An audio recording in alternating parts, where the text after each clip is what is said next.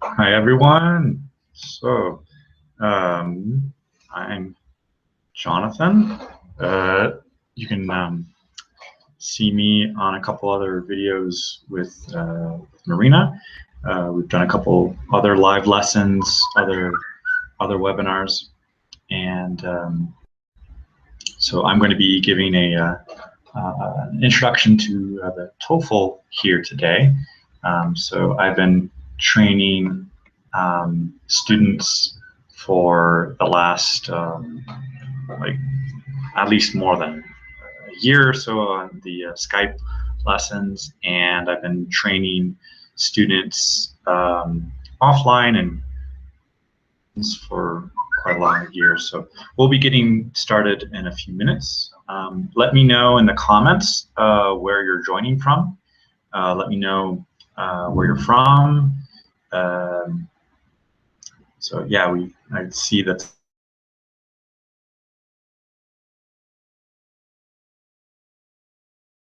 Yeah, okay, I'm getting confirmation that the video is running. Okay, so let me tell you a little bit where I'm based right now. I'm in Mexico City. I am living in the capital here. I've been living here for about 8 years. So I spent the Christmas here in the city. Some family came to visit, and basically for me, my family here, it's just a very kind of a peaceful holiday. I have 2 children, a 4-year-old son and a 2-year-old daughter, so they're excited to get presents from Santa. I know for some of you in Russia, I think you were just celebrating Christmas a few days ago, last week. So, but in here in Mexico, we celebrate that on December 25th. And another interesting tradition that they have in Mexico is that they celebrate the King's Day, the 3 kings, the 3 wise men on January 6th. So that was last Friday, and my kids got some more extra presents. So that's what we did. Where are you based? And let me know in the chat so we can see some of your comments here. So, okay. We'll be getting started soon for a little bit of some introduction to the TOEFL here, and with your preparations for the TOEFL and comparing it to some other exams like the IELTS.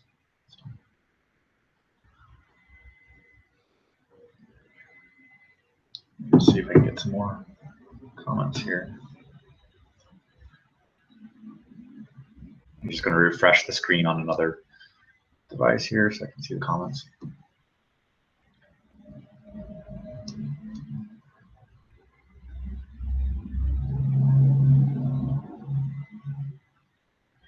So, for some of you who may not know me and you're just joining, so my name is Jonathan. I'm one of the English teachers working with Marina, and so I see some comments here. Hi from Aijana. So nice to meet you. Thanks for joining us. Also from Ina, who's based in St. Petersburg. So privyet, hi. Thanks for joining. And yeah, feel free to leave some comments. Let me know where you're based, and we'll get started in a few minutes here. Just waiting for a few more people to join, get the messages, the alerts. So.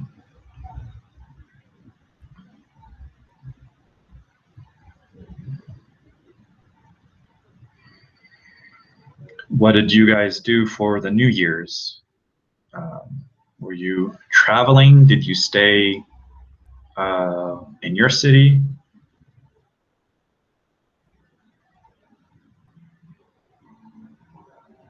Is taking the TOEFL one of your goals for 2017? Here are some more comments. Hello from Riga. Okay. Hello from Tbilisi, from Georgia. Okay. Yeah, we're getting a variety of countries here. That's cool. So, okay. Let me just see if I can turn off the phone setting here.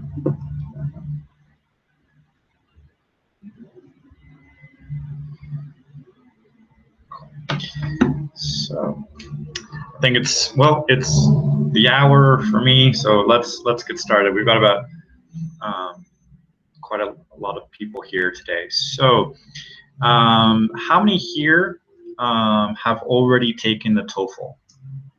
So let me know. Have you ever taken the TOEFL before? Okay.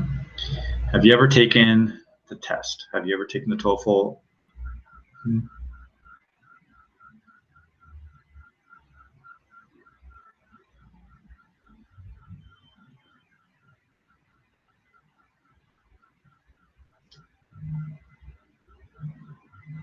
Let me know there. Okay, yeah. Have you ever, if you've ever taken the TOEFL, let me know in the comments.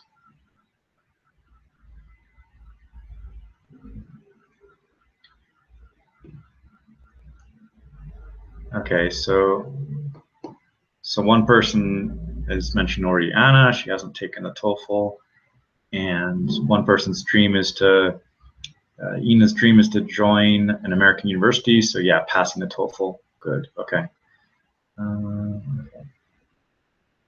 So yeah, well, there's one question here about the books. Yeah, I have some books sitting right here next to me. I'll mention a couple of those later on. But yeah, just let me know here how many of you have taken it, and if you haven't.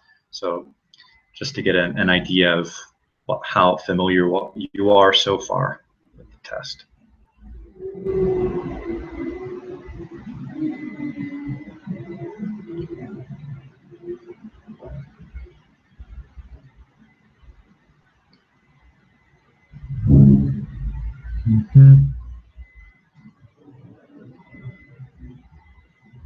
Okay, so yeah, getting a variety of answers here, but a couple of you saying no, you haven't taken the test yet. Okay, well then that's a good place to start here. So we'll start with kind of what is the test, what is the purpose of it, how does it compare to the IELTS, for example, or with the Cambridge test like the FCE, the CAE, and the CPE. How does what's the difference between the TOEFL, the IELTS, and some of those Cambridge certificates? Okay, so I'm going to share my screen here, just to give you a little bit of introduction, and then I'll come back to the screen as well and take some of your questions. So okay, let me just get the screen share here.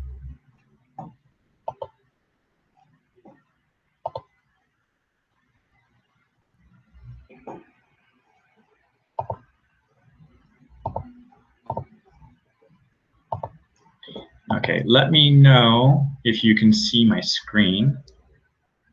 Let me check here, make sure I can see. Please leave me a comment below if you can see my screen. It should say introduction to TOEFL on here for the slide.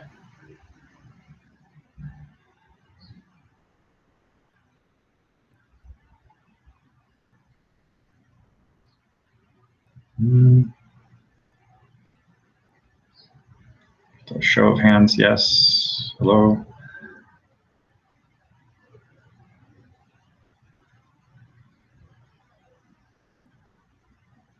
You can't see the screen yet. Let me just load this again.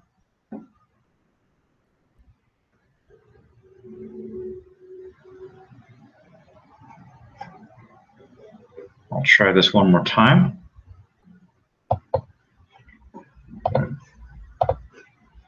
looks like you can see the screen, but let me try this one more time. Mhm. I'll try that one more time.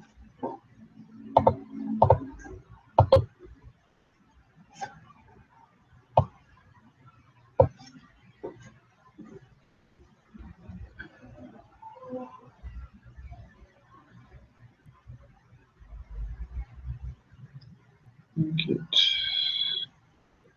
So yeah, let me know. Yeah, please let me know to see for the screen so I can show you a couple of slides here.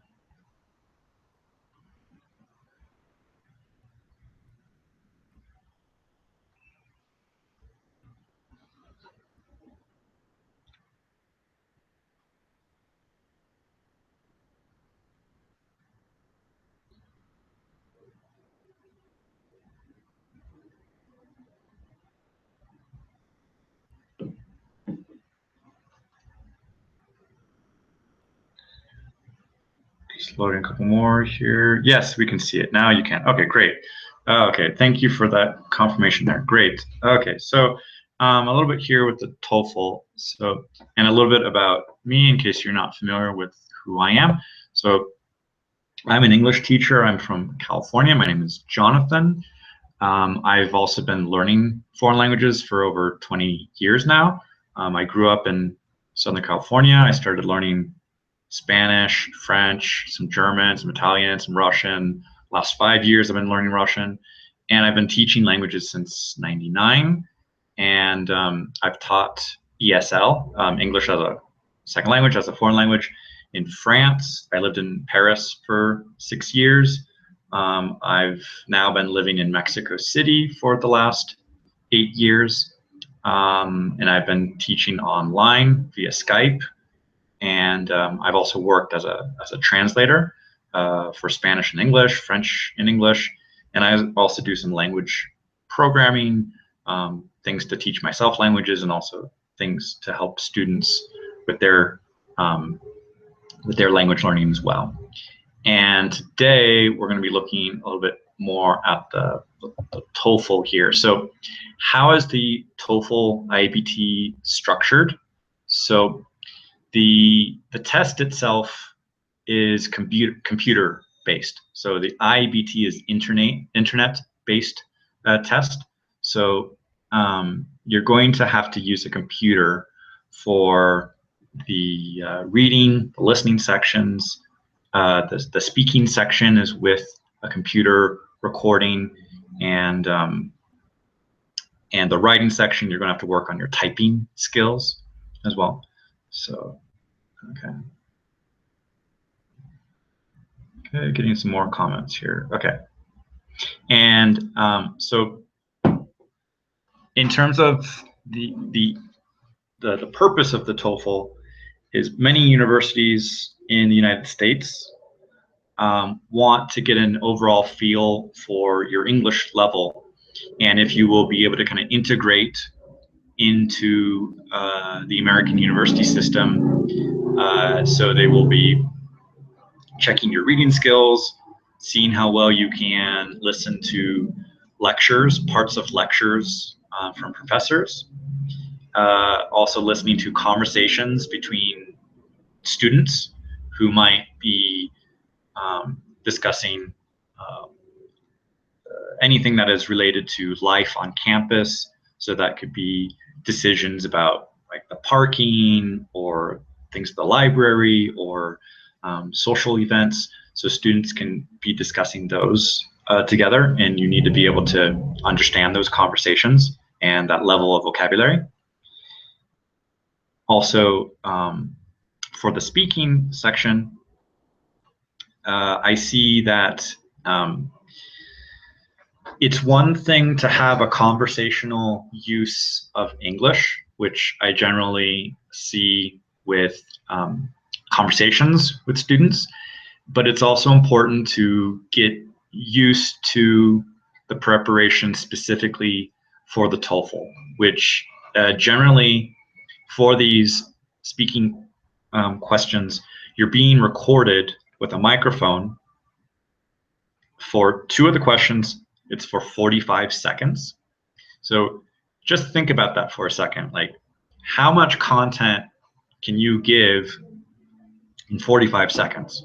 Are you able to respond to a question, think of an answer, brainstorm it, convince somebody that you know this topic, give some examples, give some details, and keep your answer structured and well developed in 45 seconds?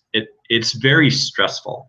I do see this with many students that they can speak English very well.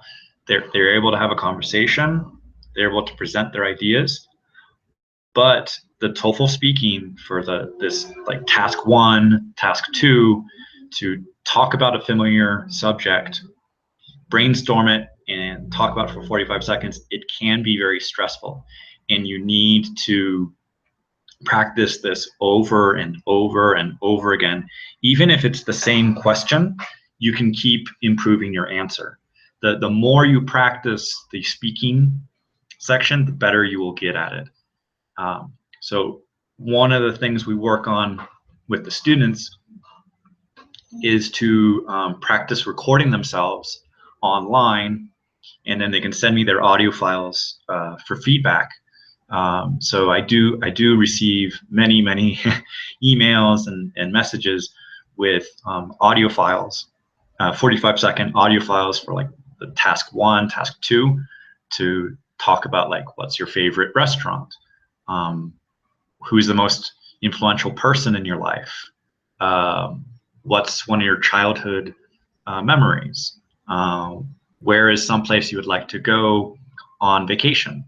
So if you can talk about those subjects 45 seconds, that's a good start.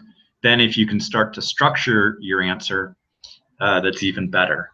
So it takes practice. I've also seen this with many students. For even brainstorming in their native language is important. So sometimes it's not just difficult for brainstorming in English for the speaking. You might want to practice the brainstorming with your native language. So if Russian is your native language, try taking some of these speaking questions and brainstorm them, talk about them in Russian first. Or if your language is something else, try doing that speaking in your native language. And it will actually help you, because this task for the TOEFL, it can be stressful. You need to practice it. You need to practice the brainstorming aspect, and also get familiar with how does it feel to talk for 45 seconds. What does that feel like? So you can discover, like, you have an introduction, you describe a couple of details, you give some examples, and then you wrap it up in 45 seconds, and work with a stopwatch. There's a couple websites, there's a couple apps you can have for your smartphone or your devices. Time yourself, use a timer, and get a feel for what is it like to be talking for 45 seconds. And the other, the integrated speaking questions. So as I mentioned here at the bottom here, integrated is a combination of reading some material, listening to some material, either a conversation or listening to a lecture from a professor, processing that information, making sure you're taking your notes effectively on the paper that's provided, and then presenting that information. So summarizing it, paraphrasing it, and commenting on it in that range of, well, for these integrated ones, you have 60 seconds to talk. So they give you 15 extra seconds, which it might not seem very much, but it does count. So let me know also, am I speaking too quickly? Is my pronunciation clear for you? Let me know in a comment for here if you can hear me okay, if I'm speaking too quickly.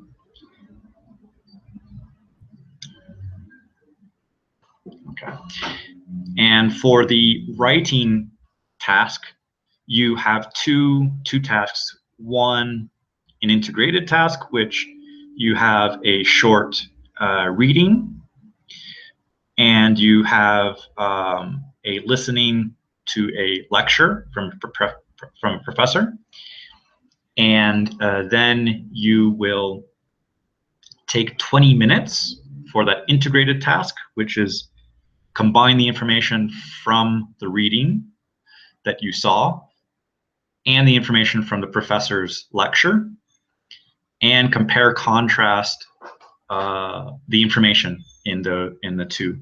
And you probably need to cover about 150 to about 225 words in 20 minutes. It's not a lot of text. It's manageable.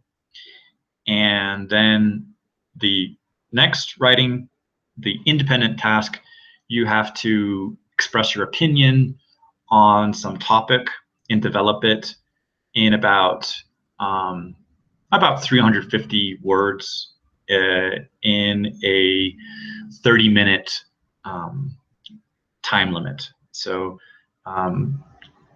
in the lessons that we work on, I go into a little bit more depth of how to structure your writing, how to practice it, also to time yourself. It's also very important to work on your typing skills.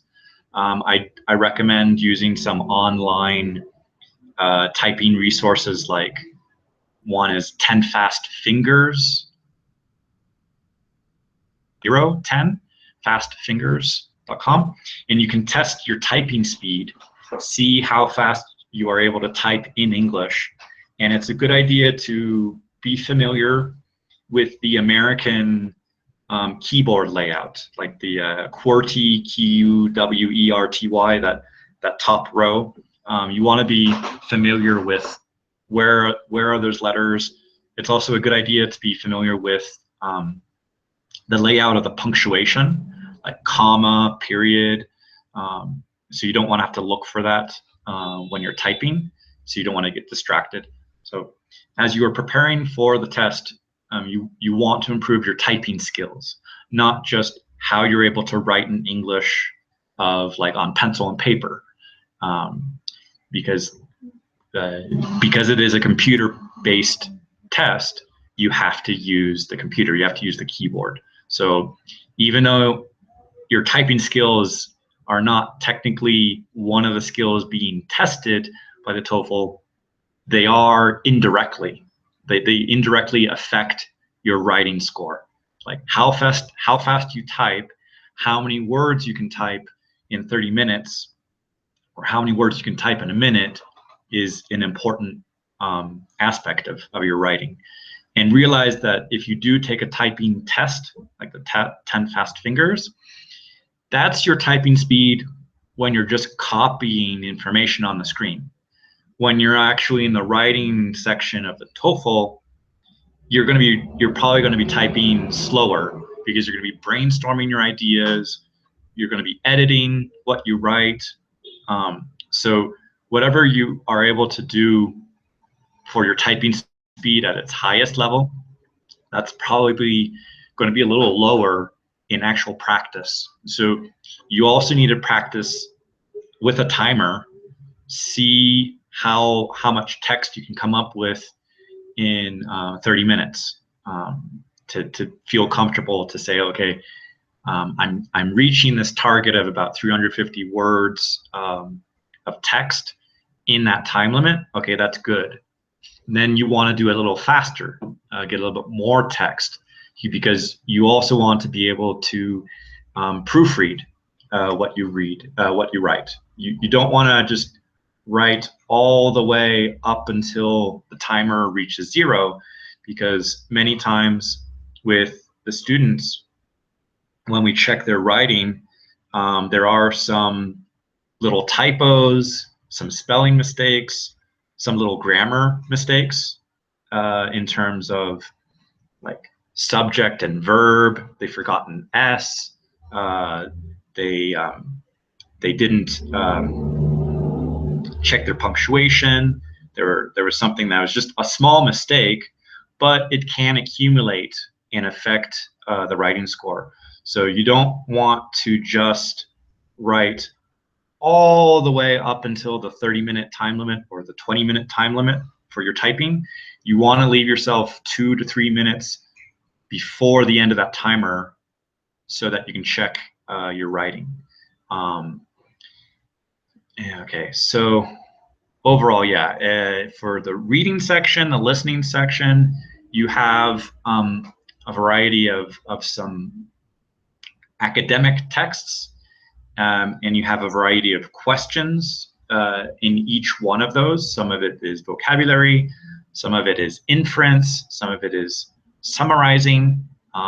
In other lessons, in other webinars, we've gone into the details of what exactly are the reading questions, what exactly are the listening questions.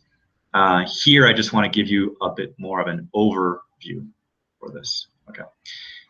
So yeah, I'm getting some more comments here. You're able to understand me clearly, so thank you. I'll keep speaking clearly for that. Okay.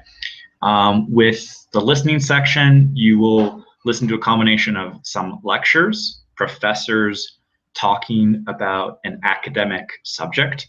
There's usually science, there can be economics, there can be sociology, psychology, history. There's usually a lot of stuff about animals, animal behavior. So you want to become familiar with a variety of academic subjects. So you can go to websites from universities and see what is in their course catalog, like what would be a first year introduction to a topic. So like first year biology, first year psychology, like what is covered in some of those classes. You don't need to be an expert in those fields, but it does help to be familiar with general concepts. So you might want to read some like Wikipedia articles about introduction to physics or introduction to what would be something else like astrophysics, like stars and planets. Just what are some of the terms that come up, because that can be in the reading section, that can be in the listening. It can also come up in the speaking section for like the task 4 and task 6 questions where you have to listen to a professor talk about something. So the TOEFL itself is an integrated test in which your skills are combined in several areas. So in many of these sections, you're reading and listening and producing some content. Like the speaking section, you're reading and listening and speaking. The writing section, you're reading and listening and then writing. Or sorry, you're reading, listening, and then writing. For the reading section, you are just reading. You don't have to do anything else. You just have to do reading section, answer multiple choice questions. The listening section, make sure you take lots of notes. Really practice your note-taking skills. So you don't want to copy verbatim what people are saying, but you want to be able to get the most important information there. And because your notes, that's what's going to help you answer the questions. Okay, so overall, this experience for the TOEFL is about 4 hours. So you want to get a good night's sleep beforehand, get a good breakfast, depending on the time of day that you're taking this test. You will have a short break between the listening section and the speaking section, but like, and also depending on the way the test is organized, you might have what's considered some extra bonus material. So the ETS, the organization who creates the test, they are also experimenting with new questions. So They won't tell you which questions those are, but you have to answer them anyway. They won't tell you which one is the one that's not being graded. They will you might have to do like 5 reading passages, or you might have to do 6 like audio materials. So you have to do all of them. It's just you won't know which one was not taken into consideration for your score. Okay. Okay. And okay. And a big question that comes up a lot of times between students is some of the differences between the TOEFL and the IELTS. So, for example, so this TOEFL IBT is computer based. You're working with a computer. The questions are on the screen. You do have some pencil and paper to take notes, and I would recommend that as you change each section, that you ask the people in the testing center for new paper so you can take notes. So definitely take notes as much as you can to help yourself and work with your time management skills. The IELTS is a little bit more British English and is accepted by many universities and institutions in England, Canada, Australia, New Zealand, for example. And the TOEFL is primarily an American based test. There are certain institutions in the United States now that are accepting the IELTS scores, but generally most American universities prefer the TOEFL, and many of the leading American universities are probably asking for a minimum score of 100 points. So in theory, for 100 points on the TOEFL, you need to get 25 points in the reading, 25 points in the listening. The speaking, there isn't a score of 25. It goes from 24 and then jumps to 26. And you'll see a lot of websites out there that talk about how to get a 26 for the speaking section, and a lot of those websites will offer you a magic solution to get you 26 on the speaking section, and it requires a lot of effort to do that. And the writing section, you probably also have to get about a 25 as well to reach a minimum of 100 points. The IELTS, it's scored on bands, like it goes up to 9 on there. Last year I took the IELTS and I scored a 9 on there. I got a 9 on the reading section, a 9 on the speaking section, a 9 on listening. And I unfortunately got a little creative with my writing and interpretation of the task, and they gave me an 8 instead of a 9. But overall, on the IELTS, I scored an overall 9, and I know the difference here between the IELTS and this TOEFL of the experience, and coming up in a month from now, I'm also going to be taking the going through and experiencing it like all of the students here. So the speaking section for the IELTS is a conversation with an examiner.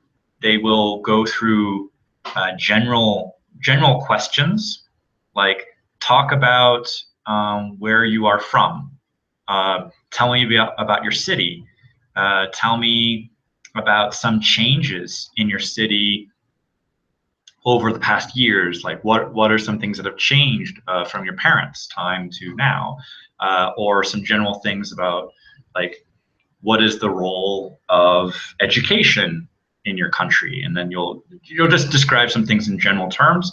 They'll keep you talking for about a couple minutes to get you kind of developing your answer.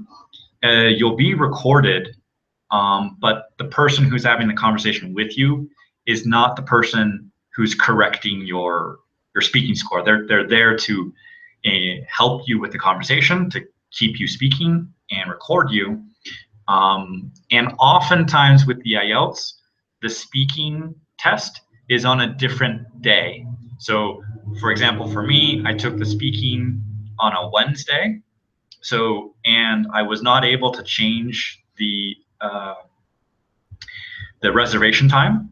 They sent me an email and said, "This is your time. You must be present. If you don't attend, your exam will be invalidated, and thank you for your money."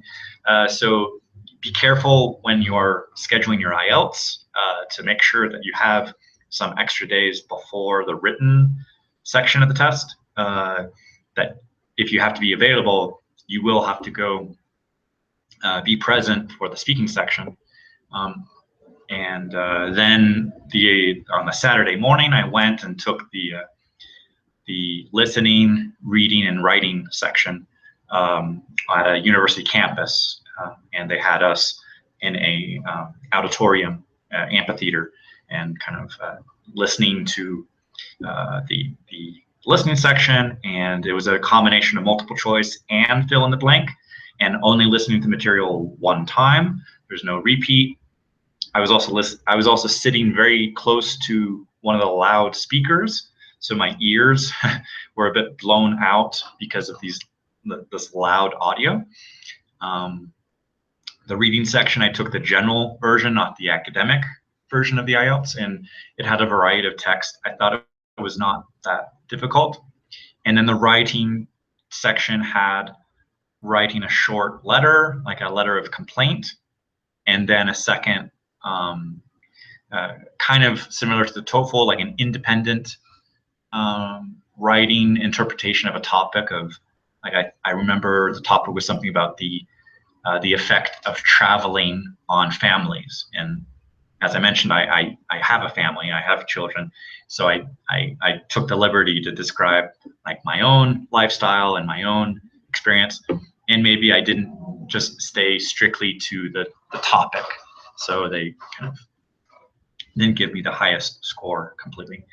Another consideration with the TOEFL, the IELTS, and also the Cambridge certificates is the Cambridge certificates are generally like for life. Like if you get the FCE or the CAE or the CPE, like those highest ones of the Cambridge ones, it's considered that you've reached that level of like B2, C1, C2 on the European framework reference. However, I did see some comments recently on some websites about the difference between TOEFL and IELTS and the Cambridge test. One person left a comment to say that some universities didn't want to receive a certificate like the CAE or CPE if it had been obtained like more than 2 years ago. Like it's considered you've reached that level and the certificate is good for life, but a couple of these universities were a bit cautious about like, okay, you had that level 2 years ago, do you still have it? So the TOEFL and the IELTS score do expire about like after 2 years or so, so you do have to take the test again. And a recommendation oftentimes is take the test when you have to take it. So if a university says, we need your scores by January 15th, take the exam in December, maybe early December. So if you have to take it a second time, give yourself that extra wiggle room so that if you have to take it, you can take it a second time if your score was not adequate. But in terms of the difference between the certificates there, your certificates don't expire, but the TOEFL and the IELTS scores, they do. In terms of which one is better for me, it really depends on what you're going to do with those results. Are you applying to an American university? Are you in a pharmaceutical business? Are you in nursing? A couple of those professions use the TOEFL for the speaking scores. Are you planning on immigrating to an English-speaking country like Canada or England, and they just want to check your level, for example, with the IELTS? So be familiar with what your goals are, what your requirements are with different institutions, government, or education. Know what they require of you. And there are questions from students like, which one is easier? There isn't really an easier between TOEFL and IELTS. They're equally challenging in their own ways, and the scores are compatible. And I wouldn't necessarily say TOEFL is harder than IELTS, or that IELTS is easier, or that vice versa. I think they are equally challenging. You do need to develop your skills, test taking skills for both of them. And definitely, as I mentioned, for the TOEFL, you need to be familiar with using a computer, typing on a computer, feel comfortable recording yourself, and working with the computer recording. If you're going to take the IELTS, make sure that your handwriting is legible. That does. I'm a sloppy handwriter. I take quick notes. So doing the handwriting section for the writing section of the IELTS, I did have to be extra careful with how legible the letters appeared on the page. I couldn't, because on a typing it, I can type however, just long, like, I don't have to worry about how my penmanship looks when I'm typing. I have to just be careful with my spelling when I'm typing. But, and what else on here? There are strategies for dealing with like the multiple choice section on the TOEFL, like recognizing when a mistake, when an answer could be tricky. Often with the IELTS, some of those things could be fill in the blank. So you have to know the answer. You have to find it in the text, or you have to find it in the listening section of taking your notes. And so you have to be, yeah, you have to know what is required of you on the test. And in terms of like what you're going to do with the results after that, you need to know what the institution wants from you. Okay. Let's take some question and answer here. So this has been like a brief introduction of what is the TOEFL, how does it kind of compare with the IELTS, how does it compare with some of the Cambridge certificates, and when it comes down like which one should I take or how long should I prepare for it, that's really kind of a personal question. I need to know a little bit more about what somebody's goals are, how long they've been studying English, what the institutions require of them. So it does come down to a bit more of a personal get to know the student a little bit, get to know their history a little bit more. So hi again, I'm here on the screen now. Please let me know your questions regarding the TOEFL. A couple of you were asking about some books. I have a couple of these ones, the Cracking the TOEFL, the IBT. This is the 2016-17 version, and this comes with a lot of tips and advice for each section. It has a CD-ROM here. A CD-ROM, I'm getting old. It has a CD that you can like have a practice test on there. I have a couple of the official tests. Like this is a group of 5 of them. This is like volume 1, and I have the other one, like the volume 2, another 5 tests. I take some of the questions from here and share them with some of the students so we can practice them. There's also one that I've been using for a while now, the Complete Guide to the TOEFL IBT by Bruce Rogers. And the nice thing about this one is that all the audio files are free online. The transcripts, that's another issue, but this book has a lot of practice materials in it. It's getting a little older. The ETS, they have updated the test a little bit, so there are some extra different questions, but I work with a lot of this material with students. I have experimented with some other websites. I like Magoosh, for example. I've tried Best My Test.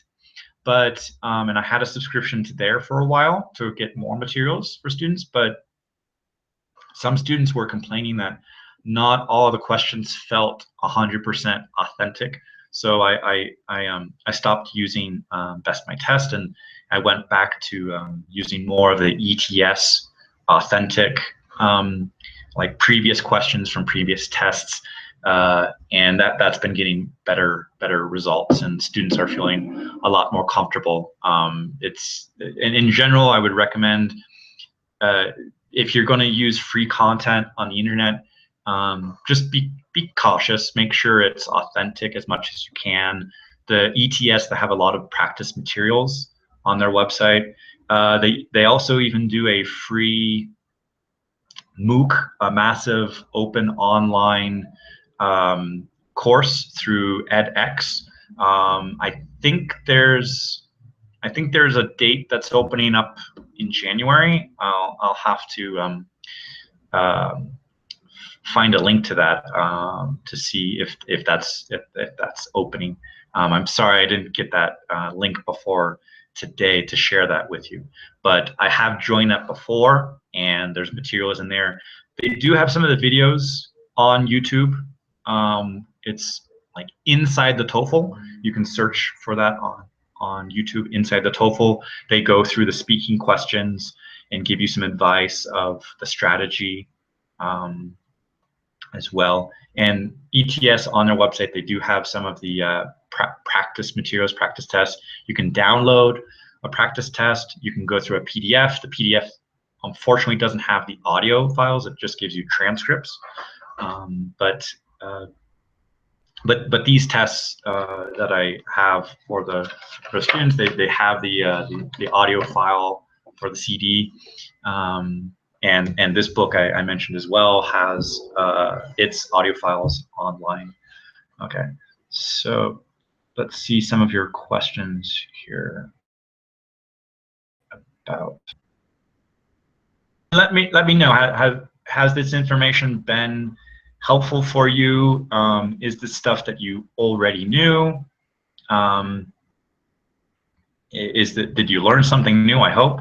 And if you have some specific questions about like your plans, because I do receive lots of questions from students. Oftentimes, when it's just the first question of, okay, my test is a week from now, what should I do? I would recommend taking these practice tests, as many as you can, recording yourself. There's a couple websites out there that you can record yourself on your cell phone or computer. You can record yourself. You can share that audio file with a native speaker, for example, with me as a teacher, to get feedback on your speaking. You can also share it with your friends through like an email or something, or join an online group. There are groups on Facebook. There are groups on VK for language learning and language exchanges. You can find language exchange partners on different on those platforms, and see if you can find somebody who could give you feedback on your speaking, so you can recognize what your pronunciation mistakes might be, your grammatical mistakes, and also just recognizing what you said. Was it understandable? Can somebody who doesn't see you talking with your body language, can they just listen to your audio file and understand what your text is? Because that's an also important aspect of your speaking on there. For the writing section, I do recommend to a lot of students to check out the italki website. That's italki.com. There is a section called notebook entries in their community section. And what's nice about that community on italki is that many teachers, tutors, and native speakers will help correct people's texts. So if you just want to write a few sentences, like a paragraph, and you could even write a TOEFL essay I have recommended to certain students to submit some of their TOEFL essays to get additional feedback from other teachers and tutors and native speakers to check their grammar, their spelling, their vocabulary, their style, their structure. And you can get up to 2,500 characters. So that's about 500 words. And you can do 2 of them for free per day. So if you join the italki community, you can submit like TOEFL style writing. If you're currently not comfortable with your writing level, it's still a good opportunity because you can start writing like 2 or 3 sentences, just a little introduction, like what did I do yesterday, and get into the habit of practicing your writing, because you don't want to do 0 writing and then go to the TOEFL and that's your first opportunity to practice your writing. You want to feel comfortable with your writing skills, kind of have a journal, something personal that you write in every day to write down your vocabulary words or things you found interesting. You want to be producing content, writing stuff on a regular basis, expressing your opinion on different topics, familiar topics like favorite this or that. And so just get in a habit of writing. Use the italki notebook entries to submit your writing, get feedback on that, recognize what your weaknesses are, recognize what your strengths are, and go from there. The more you make this a habit, a daily habit, the better you will improve your scores. Because most students, they want to get the highest scores possible. So it's the most prepared students who will get those highest scores. And so, okay, and so I hear a lot of people from all over Russia, Europe, and yeah, make sure you can see your questions. If you have specific questions, let me know. I'll be happy to answer these.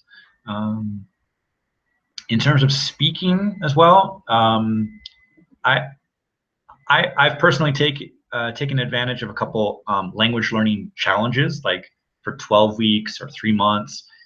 And one way that I definitely improved, for example, for my Russian, was to record myself speaking on a daily basis. So I would speak for like 5 minutes, 10 minutes, 15 minutes, just recording myself. And I could share that audio file or the video with different native speakers to get their feedback on my pronunciation, my grammar, the pacing, how fast I was speaking in the language, and also the just my confidence level started to increase as I was speaking on a daily basis. And one analogy I make with that of speaking on a daily basis is driving a car. Here where I live in Mexico City, it's very stressful driving environment. People don't respect the driving rules. They almost can kind of run over pedestrians. You have to be careful. So it was very stressful for me when I started to learn to drive here. And at the time, I was using an automatic car in the United States. So the car I have here is a stick shift. So it was, one, very stressful, just this environment here. 2, it was stressful learning to use that car. And so what I would often do is take the car to a quiet parking lot or a quiet neighborhood and just test the car to get my confidence level with the car taken care of. And why do I talk about this analogy with the car? It's because when you record yourself speaking, like talking to a mirror, you're practicing in that quiet neighborhood or that quiet empty parking lot. You have no stress of other people around you. And with the driving, you have to deal with pedestrians and buses and taxis and things, and stop and go traffic, and you need to know where you're going. You need to navigate the city. And when you're just recording yourself, you're not in a conversation, so you don't have to deal with listening comprehension. You don't have to deal with cultural differences or building rapport or figuring out what do I talk about with this person. So when you're just recording yourself speaking, it's you, your thoughts, the camera, the microphone, and you practice going through this speaking. And then after you record this, you can listen to your recording and go, oh yeah, my pronunciation there wasn't correct. Or, oh, I didn't know the vocabulary word for that thing. Okay, let's write that down. Let's go look in a dictionary. Let's go look in a thesaurus, and go find some websites that have multiple words you could use for that. So using recording on a daily basis is a way for you to check your progress and also test what are your weak areas and what are your strong areas. And it really does help improve. And my language exchange partners who helped me with my Russian, they said my grammar improved as a result, my pronunciation improved as a result, my connecting the words improved as a result, my overall confidence speaking the language improved. And at the end of about 90, 100 days of doing that on a daily basis, I ended up being able to have like a 90-minute conversation in Russian with a friend. And it felt really good to say, okay, I did a little bit of progress each day, recorded myself, got feedback, and it improved. So for your speaking section, for your writing section, definitely practice on a daily basis and submit your audio files or submit your writing to native speakers, language exchange partners, tutors. Get feedback from a community of people who can help you. If you've had friends who've already taken the test, get feedback from them. Ask them how the test felt like. So asking here a question from Anna about some practice tests. The ETS website has some on there. So just if you, a couple of you have some specific questions on here, at the top of the website above here where it says zaproinirovat indywidualne zanyatia z Jonathanem. If you click over there, I'm sorry for my pronunciation, there is also a section on there that says Ask Jonathan a Question. I can email you back with some links to those specific websites, because right now I don't have all those websites in front of me, so I don't want to waste your time to go look for them and tell you them. But feel free to use that link. Send me a question. Let me know that you were watching this, and then I can send you back some of those links to those practice tests on here. Let me see if there's some other questions going on here. Often a question I see is like, how long does it take to prepare for the test? It really depends on what your current level is, what the level is required of you from an institution, and kind of how much of a gap is that? Is that something you can like improve overnight? There's no miracle for the exam preparation. I wish there was a miracle solution, but a lot of it is, that's why I recommend this speaking and writing on a daily basis, is because it's, once you get in those habits, you'll be seeing improvements more regularly.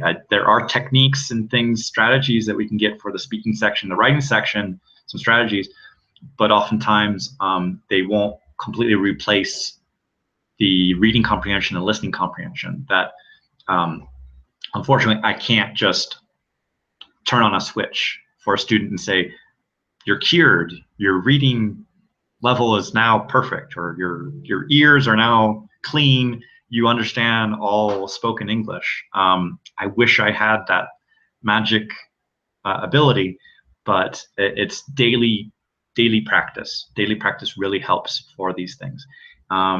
Yes, there's WhatsApp voice messages. Yeah, I have joined some language groups on WhatsApp. Sometimes those messages pop up as a group, and it becomes a little bit like too much. So but if you find it beneficial, feel free to join a WhatsApp group. Just be careful when you're giving out your phone number, your cell phone number in a public place. I have seen people who do have problems where they get spam or unsolicited messages. So just be careful who you share your cell phone number with if you're going to join a WhatsApp group. But they can be helpful for exchanging voice messages. That is true. There are some other language exchange platforms like HelloTalk, Tandem, GoSpeaky. So you can meet some people on those platforms and then go over onto Skype, or you can use the HelloTalk. You can send voice messages over that as well. So there are a variety of platforms that you can use to share questions there. Here's a question from Elizabeth about punctuation. One website that I really like is the Purdue, Purdue, the OWL online writing lab. So you can get Purdue OWL. You can Google that, and they have a lot of useful tips on academic punctuation, grammar. It's meant to be feedback for university students. So it's a good way to get that feedback of some of the little explanations they give on how to use the comma, or when to use a comma with conjunctions, because there are differences, I know, for lots of students from Russia, for example, who are always putting a comma before because, or always putting a comma before the word that. And I think that's something typical of Russian grammar, and then that would be a mistake in English punctuation. Okay. Let me just get any more questions, and then we'll be wrapping this up for today. And please continue to send me messages. Use that link over there of Ask Jonathan a Question. And I think we'll be continuing once a week with these kind of live question and answer, and describe some aspect of English or some aspect of test preparation for the TOEFL, and going over this for about 40 minutes, and then this time for questions and answers. And I thank all of you for joining today. There's been quite a lot of you, and I really thank you for your time. I hope you've gotten a lot out of this lesson, and it's been useful for you for figuring out which test you should take, and some overall ideas about the structure of the test and how it compares to the other ones, and the strategies, like those can be developed in more specific, personalized lessons on there. But yeah, thank you everyone for your comments and for joining here. So so we'll be wrapping this up here. But yeah, I see a lot of people from around Europe and around Russia, and so thank you for joining. And I'll just name a couple of you here, just for saying, so Dari, Anna, Olga, Jana, Ivan, Diana, Olga, Lilia,